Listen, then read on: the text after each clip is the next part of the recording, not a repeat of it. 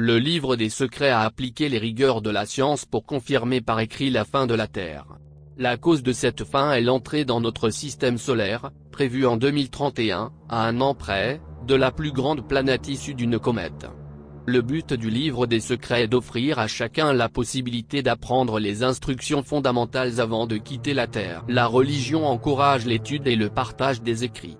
Or, la recherche a évalué son début, son milieu et sa fin, décrivant le remplacement de l'ancienne Terre par une nouvelle.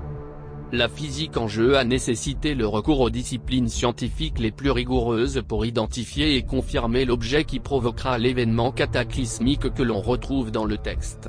C'est pourquoi cela devrait être une préoccupation primordiale.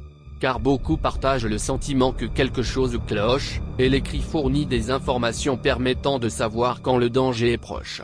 Aujourd'hui, la comète 3I Atlas se trouvera à 140 millions de kilomètres parallèlement à la Terre, après avoir traversé Mars et Vénus, et se trouvant actuellement derrière le Soleil, hors de vue depuis la Terre. C'est le jour où l'humanité assiste au passage, décrit par un seul mot préadamite que tous comprenaient. Et ainsi commence la période décrite dans les écrits, comme la fin du règne de 1000 ans et le début d'une courte saison.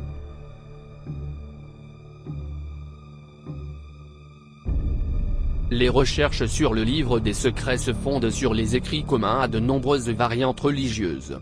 Elles constituent une ressource accessible à tous, démontrant qu'il était connu et écrit il y a plus de 1000 ans. Les récits de l'Antiquité proviennent des familles royales et impériales qui ont survécu au déluge qui a englouti toute vie dans les mers, ne laissant sur terre que les pyramides comme témoignage de leur création. Le contenu est traduit de la tradition orale des familles préadamites.